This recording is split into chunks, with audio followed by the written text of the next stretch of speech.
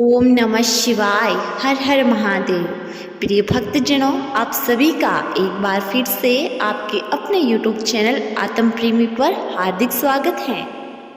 प्रिय भक्तजनों, आप सभी इस वीडियो के अंतर्गत जानेंगे कि 2023 में कार्तिक स्नान कब से प्रारंभ है, कार्तिक स्नान शुरू करने के नियम क्या है, कार्तिक माह में स्नान कब करना चाहिए, कार्तिक माह स्नान की विधि क्या है, तुलसी पूजा की विधि क्या है और तुलसी पूजा करते समय किन बातों का ख्याल रखना चाहिए, और कार्तिक स्नान में ठंडे पानी का प्रयोग करें या गर्म पानी का, और कार्तिक महीने में ऐसे कौन से नियमों का प्रयोग करें जिससे हमें संपूर्ण कार्तिक माह का फल मिले, और कार्तिक माह में हमें क्या करना चाहिए और क्या नहीं, ये सभी जानकारी आपको इस एक ही वीडियो में प्राप्त हो जाएगी। लेकिन इससे पहले आपसे निवेदन है कि अगर आप इस चैनल पर नए हैं तो इसे सब्सक्राइब कर लें और बेल आइकन को भी दबा लीजिए, क्योंकि इस चैनल पर आपको हर रोज कार्तिक मास की संपूर्ण कथाएं और कार्तिक महात्म्य सुनाया जाएगा। इसलिए चैनल को सब्सक्राइब कर लीजिए ताकि आने वाली हर वीडियो सबसे पहले आप तक पहुँचे।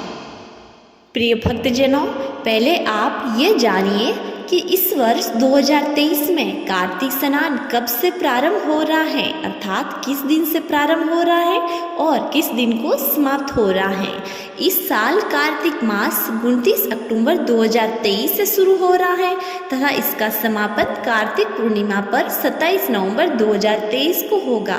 कार्तिक माह में तप और व्रत का माह है। इस माह में भगवान की भक्ति और पूजा अर्चना करने से मनुष्य की सारी इच्छाएं पूरे हो जाती हैं। प्रिय भक्तजनों, अब आप ये जानिए कि कार्तिक स्नान का महत्व क्या है। स्कंद पुराण में उल्लेख है कि मसानम कार्तिक श्रेष्ठो दिवानम मधुसूदन तीर्थ नारायणख्यम ही त्रियतम दुर्लभ कलो, अर्थात इस श्लोक के अनुसार भगवान विष्णु और विष्णु तीर्थों के समान ही कार्तिक माह में श्रेष्ठ और दुर्लभ है। कार्तिक पूर्णिमा के दिन महादेव ने त्रिपुरासुर और राक्षसों का वध किया और भगवान विष्णु ने मत्स्य अवतार लिया था। कार्तिक महीने में भगवान विष्णु मत्स्य अवतार लेकर जल में रहते हैं। ऐसे में कार्तिक महीने में सूर्योदय से पूर्व यदि नदी या तालाब या घर पर स्नान करने और दान वैकुंठ करने से स्वर्ग की प्राप्ति होती है, वह पाप मुक्त हो जाते हैं। कहते हैं कि इस दिन स्वयं देवतागण भी गंगा नदी में स्नान करने के लिए आते हैं इस धरती पर। इसलिए हम मनुष्यों को तो कार्तिक माह में सुबह ब्रह्म मुहूर्त में जल्दी स्नान करना ही चाहिए। प्रिय भक्तजनों, अब आप ये जानिए कि कार्तिक महीने में स्नान किस समय करना चाहिए। पुराणों और शास्त्रों के अनुसार कार्तिक महीने में स्नान ब्रह्म मुहूर्त में ही करना चाहिए। ब्रह्म मुहूर्त क्या होता है? यह 24 घंटे में 30 मुहूर्त होते हैं। ब्रह्म मुहूर्त रात्रि का चौथा पहर होता है।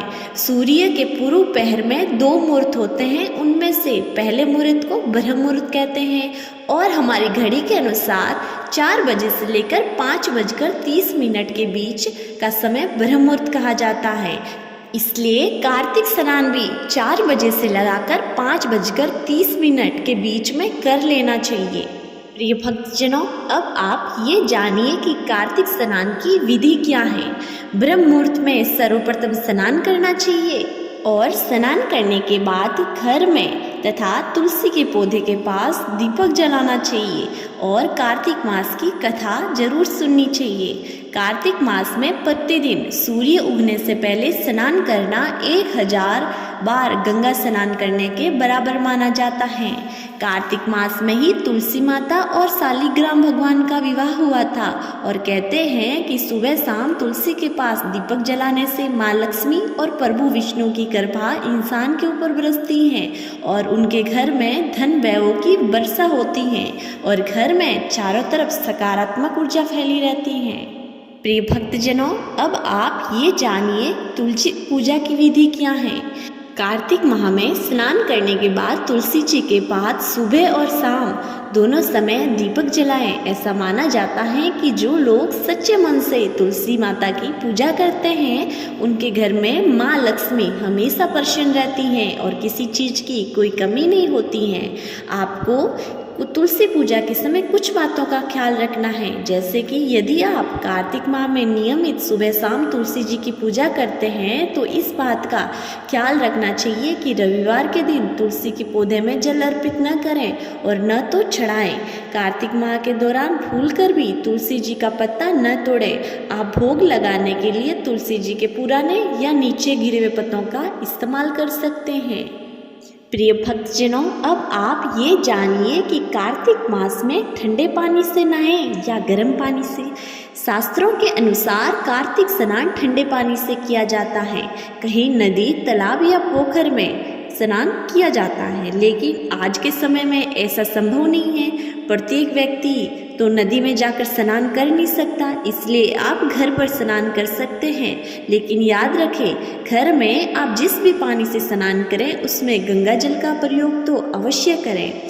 ठंडा पानी से नहाएं या गर्म पानी से, इसका कार्तिक माह में कोई पूरा उल्लेख नहीं है कि ठंडा पानी से स्नान करना चाहिए या गर्म पानी से। लेकिन प्राचीन समय में लोग कार्तिक स्नान करते समय हमेशा ठंडे पानी का प्रयोग करते थे, लेकिन वर्तमान समय में सभी के लिए ठंडे पानी का प्रयोग करना संभव नहीं है, क्योंकि वर्तमान समय में कार्तिक मास में सर्दी अपनी चरम सीमा पर होती है और इस समय अगर आप में से किसी का शरीर ठंडा पानी को सहन नहीं कर सका तो हो सकता है कि आप बीमार पड़ जाएं। इसलिए ये आप पर निर्भर करता है कि आपको ठंडे पानी से नहाना है या गर्म पानी से।